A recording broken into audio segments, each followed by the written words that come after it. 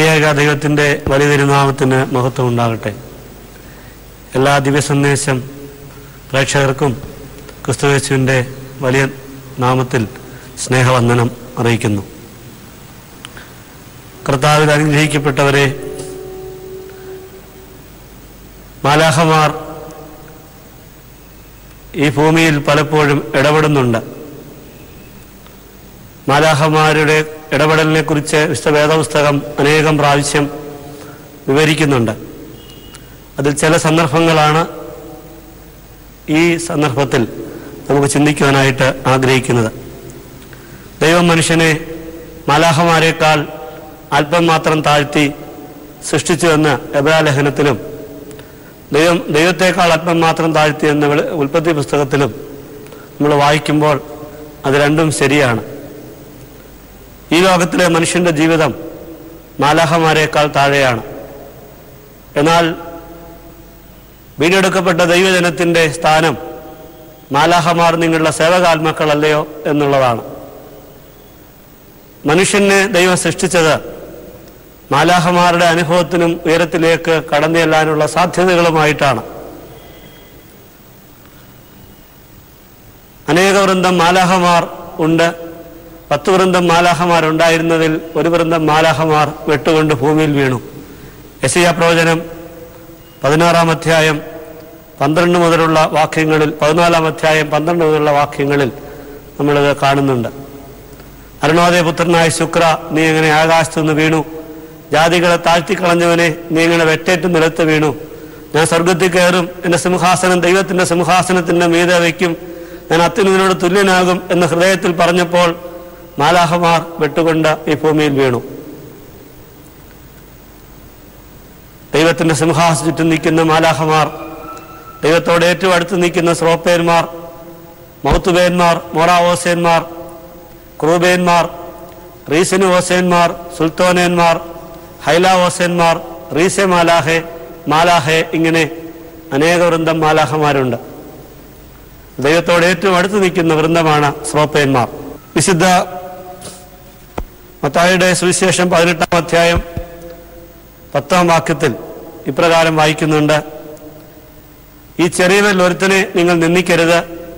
എന്തുകൊണ്ടെന്നാൽ സ്വർഗത്തിൽ അവരുടെ മാലാഖമാർ എൻ്റെ പിതാവിൻ്റെ മുഖം എപ്പോഴും കാണുന്നു. ഓരോ മനുഷ്യർക്കും ഒരു മാലാഖയുണ്ട്. ഒരു കുഞ്ഞു ലോകത്ത് ജനിക്കുമ്പോൾ ആ കുഞ്ഞിന് ഒരു മാലാഖയുണ്ട്, ഒരു പിശാചുമുണ്ട് എന്നാണ് യഹൂദ വിശ്വാസം. അത് ശരിവെക്കുന്ന തരത്തിലാണ് കർത്താവ് ഇവിടെ പറയുന്നത്. ഈ ചെറിയവരിൽ ഒരുത്തനെ നിങ്ങൾ നിന്ദിക്കരുത്. നിങ്ങൾ കാണുന്ന മുടന്തുള്ളയാൾ, ചെകിടൻ, കുരുടൻ, അംഗഭംഗം വന്നയാൾ, വിരൂപൻ, പല ബലഹീനതയുള്ള ആളായിരിക്കാം. പക്ഷെ അയാളെ നിങ്ങൾ നിന്ദിക്കരുത്. എന്തുകൊണ്ടെന്നാൽ സ്വർഗത്തിൽ അവരുടെ മാലാഖമാർ എൻ്റെ പിതാവിൻ്റെ മുഖം എപ്പോഴും കാണുന്നു. നമ്മൾ ഓരോരുത്തരും മാലാഖമാരുടെ കാവലിൽ ഈ ഭൂമിയിൽ നിലനിൽക്കുന്നു. മാലാഖയെ അനുസരിച്ചാണ് നമ്മൾ ജീവിക്കുന്നതെങ്കിൽ മാലാഖമാർ നമ്മുടെ സംരക്ഷണത്തിനുണ്ടാകും. കുഞ്ഞ് വളർന്നു വരുന്നതനുസരിച്ച് പിശാചിനെയാണ് ഇഷ്ടപ്പെടുന്നതെങ്കിൽ മാലാഖമാർ ശക്തിഹീനമായി തീരും.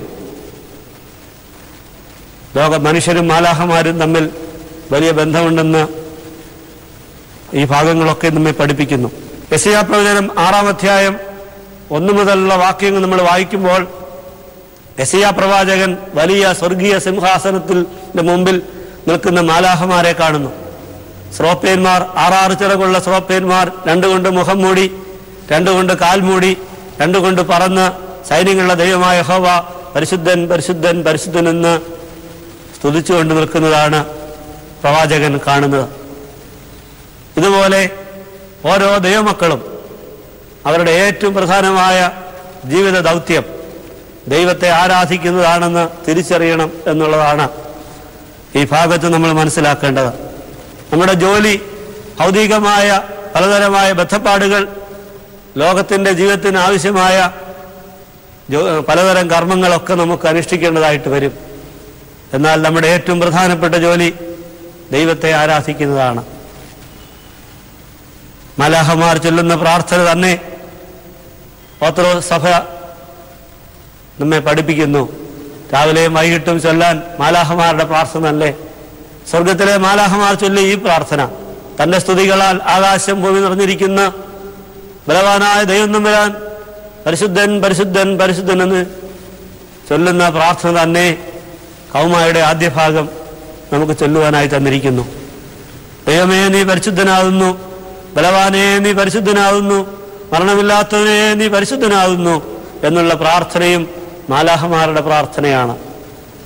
യേശുക്രിസ്തുവിന്റെ ശരീരം സംസ്കരിക്കുവാനായി അരിമത്യക്കാരൻ ഔസേഫും നിക്കോദീമോസും കൂടെ കേത്താന ശീലകൾ ചുറ്റി സുഗന്ധവരങ്ങളിട്ട് അടക്കാനായിട്ട് കൊണ്ടുപോകുമ്പോൾ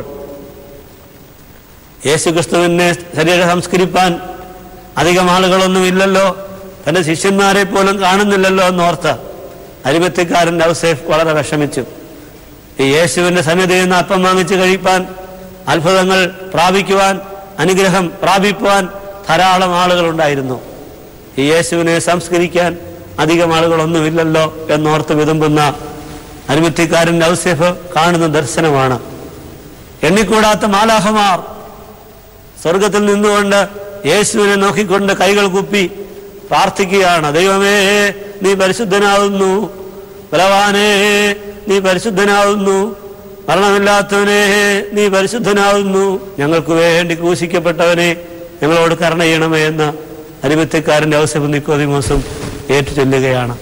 മനോഹരമായി പ്രാർത്ഥന പിതാക്കന്മാർ നമുക്ക് കൗമായിൽ എന്നും ചൊല്ലാനായിട്ട് തന്നിരിക്കുന്നു. അതുപോലെ കൃപ നിറഞ്ഞ മറിയമേ നിനക്ക് സമാധാനം, ഇതും മാലാഹ പറഞ്ഞതാണ്. വീണ്ടും മാലാഹമാരുടെ പ്രാർത്ഥന നമുക്ക് തന്നിട്ടുണ്ട്. മേലുള്ള വിവരങ്ങളെ സ്വർഗീയ മാലാഹമാ സ്തുതിക്കുന്നു പോലെ ബലഹീനന്മാരും മൺമേരുമായി ഞങ്ങൾ സ്തുതിക്കുന്നു എന്നുള്ള പ്രാർത്ഥന വെളുപ്പിനെ നമ്മൾ ചൊല്ലുന്നതാണ്. ക്രൂബേന്മാരുടെ പ്രാർത്ഥന നമുക്ക് തന്നിട്ടുണ്ട്. എന്നേക്കും നിന്നിടത്തു നിന്നും കർത്താവിന്റെ ബഹുമാനം വാഴ്ത്തപ്പെട്ടതാകുന്നു എന്നുള്ള മനോഹരമായ പ്രാർത്ഥന. ഇങ്ങനെ പൗരസ്ത്യ സഭ നമുക്ക് തന്നിരിക്കുന്ന ഈ പ്രാർത്ഥനകളൊക്കെയും മാലാഹമാരുടെ പ്രാർത്ഥനകൾ മാലാഹമാരെ പോലെ ചൊല്ലി മാലാഹമാരെ പോലെ വളരാൻ നമുക്ക് തന്നിരിക്കുന്നതാണ്. ആരാണ് ഭാഗ്യവാൻ എന്ന് വേദപുസ്തകത്തിൽ ചോദിച്ചാൽ വേദപുസ്തകം നൽകുന്ന ഉത്തരം 1 സങ്കീർത്തനം 1 വാക്യത്തിൽ ഭാഗ്യവാൻ ആരാണെന്ന് പറഞ്ഞിട്ടുണ്ട്. യഹോവയുടെ ന്യായപ്രമാണത്തിൽ സന്തോഷിച്ച് അവന്റെ ന്യായപ്രമാണത്തെ രാവകൾ ധ്യാനിക്കുന്നവൻ ഭാഗ്യവാൻ. 112 സങ്കീർത്തനം 1 വാക്യത്തിൽ ഭാഗ്യവാൻ ആരാണെന്ന് പറയുന്നുണ്ട്. യഹോവയെ ഭയപ്പെട്ട് അവന്റെ വഴികൾ നടക്കുന്ന ഏവനും ഭാഗ്യവാൻ. 128 സങ്കീർത്തനം 1 വാക്യത്തിലും ഭാഗ്യവാൻ ആരെന്ന് പറഞ്ഞിരിക്കുന്നു. യഹോവയെ ഭയപ്പെട്ട് അവന്റെ വഴികൾ ഇഷ്ടപ്പെടുന്ന മനുഷ്യൻ ഭാഗ്യവാൻ. ദൈവത്തെ ആരാധിച്ച് ദൈവത്തിന്റെ വഴികളിൽ നടക്കുന്നവനാണ് ഭാഗ്യവാൻ. മനുഷ്യന്റെ ഏറ്റവും പ്രധാനപ്പെട്ട ജോലി ദൈവത്തെ ആരാധിക്കുകയാണ്. ദാവീദ് പറയുന്നു, എൻ്റെ ദൈവത്തിന്റെ ആലയത്തിന്റെ വാതിൽ കാവൽക്കാരനായിരിക്കുന്നത് എനിക്കേറെ ഇഷ്ടം. ഞാൻ ഒരു കാര്യം അപേക്ഷിച്ചു, അത് തന്നെ ഞാൻ ആഗ്രഹിക്കുന്നു, യഹോവയുടെ മനോഹരത്വം കാണുവാനും അവന്റെ മന്ദിരത്തിൽ ധ്യാനിപ്പാനും ആയുഷ്കാലം മുഴുവൻ യഹോവയുടെ ആലയത്തിൽ പാർക്കേണ്ടത് തന്നെ. അതുകൊണ്ട് ദൈവത്തിന്റെ ആലയത്തിൽ ദൈവത്തെ ആരാധിക്കുന്നതാണ് നമ്മുടെ ജീവിതത്തിലെ ഏറ്റവും പ്രധാനപ്പെട്ട കാര്യം എന്നുള്ളത് നമ്മൾ മനസ്സിലാക്കണം. അപ്പോസ്തലപ്രവൃത്തികൾ 27-23 വാക്യത്തിൽ പൗലോസ് ഒരു വലിയ പ്രയാസത്തിൽ അകപ്പെടുന്നു. പൗലോസിനെ വിലങ്ങുവെച്ച് അടിമയാക്കി പൗലോസിനെ കാരാഗൃഹത്തിൽ റോമിലേക്ക് കൊണ്ടുപോകുന്ന ഭാഗം, ഈശാനുമൂലൻ കൊടുങ്കാറ്റ് അടിക്കുന്ന സന്ദർഭം. ആ കപ്പലിലുണ്ടായിരുന്ന മിടുക്കന്മാരായ യാത്രക്കാരൊക്കെയും പൗലോസിനെ അവജ്ഞയോടെ നോക്കിയിരുന്നെങ്കിൽ എല്ലാവരും ഇപ്പോൾ പ്രാണവേദന കൊണ്ട് നിലവിളിക്കുകയാണ്. അവരവരുടെ ചരക്കുകളൊക്കെയും പുറത്തു കളഞ്ഞ് സാധനങ്ങളൊക്കെയും കടലിലെറിഞ്ഞ് രക്ഷപ്പെടാമെന്നുള്ള ആശയൊക്കെയും നശിച്ച് നിരാശരായി കഴിയുന്ന സന്ദർഭം. ഈ സന്ദർഭത്തിൽ പൗലോസിന്റെ സന്നിധിയിലേക്ക് ഒരു മാലാഖയെ ദൈവം അയക്കുന്നതായി അപ്പോസ്തലപ്രവൃത്തികൾ 27 വാക്യത്തിൽ നമ്മൾ വായിക്കുന്നു. ദൈവത്തിന്റെ മാലാഖ പൗലോസിന്റെ അടുത്തുനിന്ന് വന്നിട്ട് പറയുന്നു, പൗലോസേ, ഈ യാത്രക്കാരെയെല്ലാം ഞാൻ നിന്റെ കയ്യിൽ ഏൽപ്പിച്ചിരിക്കുന്നു. ഇവരുടെ ആരുടെയും പ്രാണന് ഹാനി വരികയില്ല, തീർച്ചയായും മരിക്കും എന്ന് പ്രതീക്ഷിച്ച് ആശയൊക്കെയും അറ്റുപോയ ജനത്തിന് പൗലോസിന്റെ വാക്കുകൾ വലിയ ശക്തി നൽകി. ആ കപ്പൽ തകർന്നെങ്കിലും ആളുകളൊന്നും നഷ്ടപ്പെടാതെ മെലിത്ത എന്ന ദ്വീപിൽ രക്ഷപ്പെട്ട് കയറിയതായി നമ്മൾ വായിക്കുന്നു. അവിടെ പൗലോസിന്റെ വാക്കുകളാണ് ആ യാത്രക്കാർക്ക് മുഴുവൻ ശക്തിയും ധൈര്യവും പ്രത്യാശയും പകർന്നു കൊടുത്തത്. ഇന്നത്തെ ലോകത്തിൽ മനുഷ്യന് പ്രത്യാശ നശിച്ചിരിക്കുന്നു, ധൈര്യം നശിച്ചിരിക്കുന്നു. കൊച്ചു കുഞ്ഞുങ്ങളെയും കൊണ്ട് ആത്മഹത്യ ചെയ്യുന്ന മാതാക്കളുടെ എണ്ണം പെരുകുന്നു. ഭർത്താവിനെ കൊന്നിട്ട് സ്വയം മരിക്കുന്നു. കുടുംബം മുഴുവൻ വിഷം കൊടുത്ത് കൊല്ലുന്ന ഗ്രഹനാഥന്മാരും വർദ്ധിച്ചു വരുന്നു. തിന്മയും വക്രതയും വഷളത്വങ്ങളും വളരുന്ന ഈ കാലഘട്ടത്തിൽ എങ്ങനെ ജീവിക്കണമെന്നറിയാതെ പകച്ചു നിൽക്കുന്ന സമൂഹത്തിന് ധൈര്യം പകർത്തു കൊടുക്കുന്ന മാലാഖമാരായി തീരുവാൻ ക്രിസ്ത്യാനിക്ക് കഴിയുമോ? ബർശബ മരുഭൂമിയിൽ ഒരിറ്റ് വെള്ളത്തിനു വേണ്ടി കേഴുന്ന ഹാഗാർ സ്വന്തം കുഞ്ഞ് പിടഞ്ഞു പിടഞ്ഞ് മരിക്കുന്നത് കാണാൻ ശേഷിയില്ലാതെ കുഞ്ഞിന്റെ നിലവിളി കേട്ട് പിടഞ്ഞ് പ്രാണവേദന കൊണ്ട് പ്രാർത്ഥിക്കുന്ന ഹാഗാർ, ദൈവമേ എൻ്റെ കുഞ്ഞിനൊരിറ്റ് വെള്ളം തരണമേ എന്ന് പ്രാർത്ഥിക്കുമ്പോൾ അവിടെ ഒരു മാലാഖ ഇറങ്ങി വന്ന് ഒരു നീരുറവ തുറന്നു കൊടുക്കുന്നതായി നമ്മൾ ഉൽപ്പത്തി പുസ്തകം 16-ാം അധ്യായം 7-ാം വാക്യത്തിലും 21-ാം അധ്യായം 17-ാം വാക്യം വായിക്കുമ്പോൾ നമുക്ക് മനസ്സിലാവും. ഹാഗാറിന് ഒരിറ്റ് വെള്ളമാണ് ആവശ്യമായിരുന്നെങ്കിൽ അവളുടെ കുഞ്ഞിന് വേണ്ടി ഒരു നീരുറവ ദൈവം വരാൻ തുറന്നു കൊടുക്കുന്നു. ഹാഗാറിന് ശക്തി നൽകുന്ന മാലാഖ, അവിടെ മാലാഖയെ നമ്മൾ കാണുന്നു. സംഖ്യാപുസ്തകം 22-ാം അധ്യായം 22-ാം വാക്യം മുതൽ വായിക്കുമ്പോൾ അവിടെ പാപത്തിനെതിരെ വാളോങ്ങുന്ന മാലാഖയെ നമ്മൾ കാണുന്നു. ദൈവത്തിന്റെ പ്രവാചകനായിരുന്നു ബിലയാം.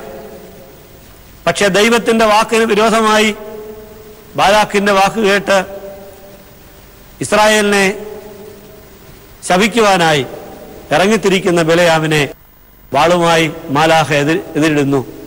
സംഖ്യാപുസ്തകം 22-ാം അധ്യായം 22 മുതൽ 31 വരെയുള്ള വാക്യങ്ങളിൽ. ഇന്നത്തെ ലോകത്തിന്റെ വലിയ പ്രശ്നം പാപം സാരമില്ല എന്ന് വെക്കുന്നതാണ്. പാപത്തിനെതിരെ ഒന്നും സംസാരിക്കാൻ ഇന്ന് മനുഷ്യർക്ക് നാവില്ല. എല്ലാ പാപത്തെയും വിശുദ്ധീകരിക്കുന്ന ചിന്താഗതിയാണ് സമൂഹത്തിൽ വളർന്നു വരുന്നത്. ആഗോളവൽക്കരണത്തിന്റെ ഈ കാലഘട്ടത്തിൽ എല്ലാ മതിലുകളും ഇടിഞ്ഞു മാറുമ്പോൾ, എല്ലാ സംസ്കാരങ്ങളും കൂടിക്കലരുമ്പോൾ എല്ലാ തിന്മയും ഇവിടെ ജയം പ്രാപിക്കുകയാണ്. അന്ധകാരം ഭൂമിയെയും കൂരിരുട്ട് ജാതികളെയും മൂടുന്ന ഈ കാലഘട്ടത്തിൽ പിശാചുക്കൾ മനുഷ്യരൂപം ധരിച്ച് ഇറങ്ങിയിരിക്കുന്നതാണ് നമ്മൾ എപ്പോഴും കാണുന്നത്. എന്നാൽ അതിന്റെ നടുവിൽ പാപത്തിനെതിരെ വാളോങ്ങുന്ന മാലാഖമാരായി തീരുവാൻ തക്കവണ്ണം ഓരോ ക്രിസ്ത്യാനിക്കും കഴിയണം. ബീഥോവൻ എന്ന് പറയുന്ന മനുഷ്യൻ അതിരാവിലെ തന്റെ ഗിത്താർ എടുത്ത് വായിക്കാൻ തുടങ്ങി. ഗിത്താറിന് ശബ്ദം കേൾക്കുന്നില്ല. ബീഥോവൻ ദേഷ്യപ്പെട്ട് ഗിത്താർ ഒരു മൂലയിലേക്ക് എറിയുന്നു. അതിനുശേഷം തന്റെ വയലിനെടുത്ത് അദ്ദേഹം വായിക്കാൻ തുടങ്ങി. വയലിൻ വായിച്ചിട്ടും ശബ്ദമൊന്നും കേൾക്കുന്നില്ല. വീണ്ടും ബീഥോവൻ ഈ ഗിത്താറിന് എന്തു പറ്റി, ഈ വയലിന് എന്തു പറ്റി എന്ന് ചോദിച്ചുകൊണ്ട് വെളിയിലേക്ക് പുറത്തേക്ക് ഇറങ്ങുകയാണ്. പള്ളിയിലെ മണി ആഞ്ഞടിക്കുന്നുണ്ട്, പക്ഷേ ശബ്ദം കേൾക്കുന്നില്ല. പള്ളിമണി സാധാരണ അടിക്കാറുള്ളതാണ്, ശബ്ദം കേൾക്കാറുള്ളതാണ്. എന്നാൽ ബീഥോവന് ശബ്ദമൊന്നും കേൾക്കുന്നില്ല. ആലയിൽ കൂടം കൊണ്ട് ആഞ്ഞടിക്കുന്നുണ്ട്. പണിക്കാരൻ ആലയിൽ കൂടം കൊണ്ട് ആഞ്ഞടിക്കുന്നുണ്ട്, പക്ഷേ ശബ്ദം കേൾക്കുന്നില്ല. ബീഥോവൻ ചോദിക്കുന്നു, എന്തു പറ്റി? ഈ ആലയ്ക്ക് എന്തു പറ്റി? പള്ളിമണിക്ക് എന്തു പറ്റി? ഈ ലോകത്തിന് എന്തു പറ്റി? എല്ലാവർക്കും ഭ്രാന്ത് പിടിച്ചോ? ശബ്ദമൊന്നും കേൾക്കുന്നില്ലല്ലോ, ഈ ലോകത്തിന് എന്തു പറ്റി എന്ന് ചോദിച്ചുകൊണ്ട് പോകുന്ന ബീഥോവൻ കുറെ കഴിയുമ്പോഴാണ് മനസ്സിലാക്കുന്നത്, ആലയ്ക്കല്ല, പള്ളിമണിക്കല്ല, ഗിത്താറിനും വയലിനുമല്ല, തന്റെ ചെവിയുടെ കേൾവിയാണ് നഷ്ടപ്പെട്ടതെന്ന് തിരിച്ചറിയുന്നത് ബീഥോവൻ കുറെ കഴിഞ്ഞപ്പോഴാണ്. നമ്മളും നമ്മുടെ ഭവനങ്ങളിൽ അമ്മായിയമ്മയാ കുഴപ്പക്കാരി, ഭർത്താവാണ് കുഴപ്പക്കാരൻ, എൻ്റെ മരുമകനാണ് കുഴപ്പക്കാരൻ, എൻ്റെ മരുമകളാണ് കുഴപ്പക്കാരി എന്ന് പറഞ്ഞ് മറ്റുള്ളവരെ കുറ്റം പറയുമ്പോൾ, ഇടവകയിലെ അച്ഛനാണ് കുഴപ്പക്കാരൻ, കമ്മിറ്റിക്കാരാണ് കുഴപ്പക്കാര് എന്ന് മറ്റുള്ളവരെ ചൂണ്ടുമ്പോൾ സ്വന്തം കുറ്റങ്ങൾക്കെതിരെ വാളോങ്ങുന്ന മാലാഖമാരായി തീരുവാൻ നമുക്ക് കഴിയുന്നുണ്ടോ എന്ന് പരിശോധിക്കണം. നമ്മുടെ ഓരോരുത്തരുടെയും കുറ്റങ്ങൾക്കെതിരെ നമ്മൾ തന്നെ വാളോങ്ങുവാൻ കഴിഞ്ഞാൽ മാത്രമേ വിശുദ്ധീകരണത്തിന്റെ അനുഭവം നമുക്കുണ്ടാകുകയുള്ളൂ. ശലോമോന് 700 ഭാര്യമാരും 300 വെപ്പാട്ടികളും ഉണ്ടായിരുന്നു. ഇതെല്ലാം അനുഭവിച്ച് ശലോമോൻ അവസാനം ജ്ഞാനിയായ ശലോമോൻ വിളിച്ചു പറയുന്നു, ഹാ മായ മായ സകലവും മായ.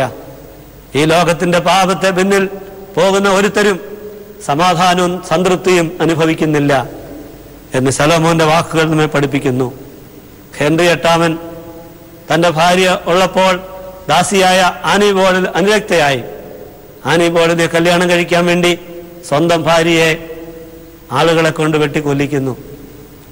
ആനിബോളിനെ കല്യാണം കഴിച്ച് കുറച്ചുനാൾ കഴിഞ്ഞപ്പോൾ ആനിബോളിനെ വെറുത്തു ഒലിവർ എന്ന് പറയുന്ന വേറൊരു സ്ത്രീയെ കല്യാണം കഴിച്ചു. ഒലിവറിനെ കല്യാണം കഴിക്കാൻ വേണ്ടി ആനിബോളിനെ വെട്ടിക്കൊല്ലിക്കുന്നു.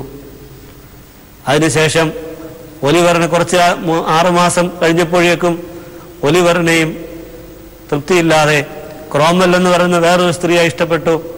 അവളെ കല്യാണം കഴിക്കാൻ ഒലിവറിനെയും കൊല്ലിക്കുന്നു. ഇങ്ങനെ അനേകം ഭാര്യമാരെ സ്വീകരിക്കുകയും അവരെ കൊല്ലുകയും ചെയ്ത മനുഷ്യനാണ് ഹെൻറി എട്ടാമൻ ചക്രവർത്തി. ഒരുത്തരിൽ സംതൃപ്തി കണ്ടെത്താൻ കഴിയാതെ അവസാനം നിരാശനായി ശരീരം മുഴുവൻ വ്രണം ബാധിച്ച് പുഴുഞ്ഞവിച്ച് ഹെൻറി എട്ടാമൻ ചക്രവർത്തി വളരെ നിരാശനായി നാശത്തിന്റെ പടുകുഴിയിൽ വീഴുന്നു നമ്മൾ കാണുന്നു. ഈ ലോകത്തിൽ തിന്മയുടെ പുറകെ വക്രതയുടെയും വഷളത്തിന്റെയും പുറകെ പോകുന്നവരാരും രക്ഷപ്പെടുന്നില്ല. അവരാരും സന്തോഷം അനുഭവിക്കുന്നില്ല, സമാധാനം കണ്ടെത്തുന്നില്ല.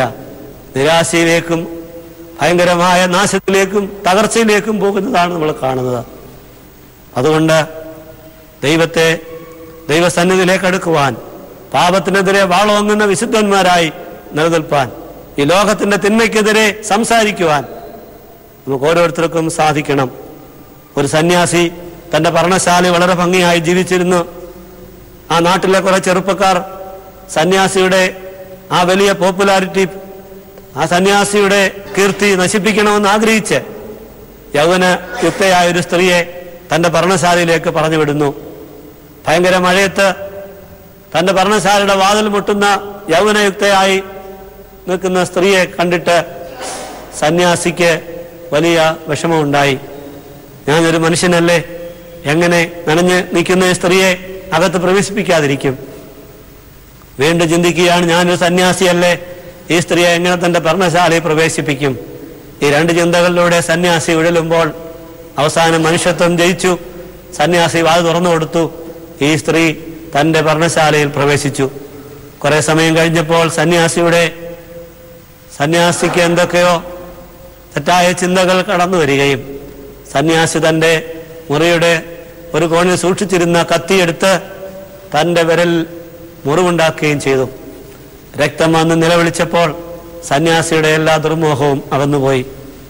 പ്രിയമുള്ളവരെ, പാപത്തോട് നാം പോരാടണം, പ്രാണത്യാഗത്തോളം ഏർത്തു നിൽക്കണം എന്ന് ഉള്ള വചനം നിറവേറിക്കൊണ്ട് സന്യാസിയുടെ പാപത്തെ തോൽപ്പിക്കുക. ഈ ഒരു ധീരത പാപത്തോട് നമ്മളും കാണിക്കേണ്ടതാണ്. പാപത്തോട് സാരമില്ല എന്ന് പറയാതെ പാപത്തോട് എതിർക്കുവാൻ, പാപത്തിനെതിരായി പ്രാർത്ഥനയുടെയും വിശുദ്ധിയുടെയും ദൈവവചനത്തിന്റെ അനുഭവത്തിൽ നിലനിൽപ്പാൻ നമുക്ക് സാധിക്കണം. വീണ്ടും വിശുദ്ധ ലൂക്കോസ് സുവിശേഷം 16-ാം അധ്യായം 22 മുതലുള്ള വാക്യങ്ങളിൽ ലാസർ മരിക്കുന്നു. ലാസറിനെ കൊണ്ടുപോകുവാൻ ഒരു മാലാഖ കടന്നു വരുന്നു. ആർക്കും വേണ്ടാത്ത ലാസർ, വഴിവക്കിൽ കിടന്ന ലാസർ, അത് വ്രണം ബാധിച്ച ലാസർ. ആ ലാസർ മരിക്കുമ്പോൾ സ്വർഗത്തിൽ നിന്ന് മാലാഖ വന്ന് ലാസറിനെ എതിരേറ്റുകൊണ്ട് അബ്രഹാമിന്റെ മടിയിലേക്ക് പോവുകയാണ്. ആ ലാസറിന്റെ അടുത്ത് വലിയ ധനികനായി എല്ലാ സൗകര്യങ്ങളോടും പ്രതാപത്തോടും നാട്ടുകാരുടെ കണ്ണിലുണ്ണിയായി ജീവിച്ച ധനവാനും മരിച്ചു. ധനവാൻ മരിച്ചപ്പോൾ ധനവാനെ പാതാളത്തിൽ അഗ്നികുണ്ഡത്തിലേക്കാണ് കൊണ്ടുപോകുന്നത്. നമ്മളും മരിക്കും, ഇന്നല്ലെങ്കിൽ നാളെ ഞാനും നിങ്ങളും മരിക്കും. മരിക്കുമ്പോൾ നമ്മളെ കൊണ്ടുപോകുവാൻ മാലാഖ വരുമോ അതോ പിശാചുക്കൾ വരുമോ?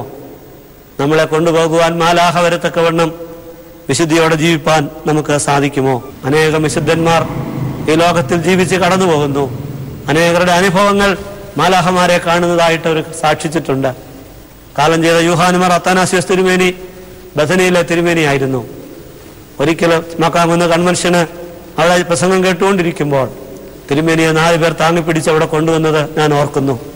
തിരുമേനി അവിടെ പ്രസംഗിച്ചത് സ്വർഗം സത്യമാണ്, സത്യമാണ്, സത്യമാണ്, ഇത് ഞാൻ കണ്ടു കണ്ടു കണ്ടു എന്ന്. തിരുമേനി ക്യാൻസറിന്റെ രോഗം ബാധിച്ച് ചികിത്സയിലായിരുന്നു. പെട്ടെന്ന് തിരുമേനി മരിച്ചതായി ഡോക്ടർമാര് സാക്ഷ്യപ്പെടുത്തി. അവിടെ ഉണ്ടായിരുന്ന വൈദികരും ശമാശന്മാരും മരണശേഷമുള്ള പ്രാർത്ഥനകൾ ചൊല്ലിക്കൊണ്ടിരിക്കെ തിരുമേനി പെട്ടെന്ന് കണ്ണു തുറന്നു.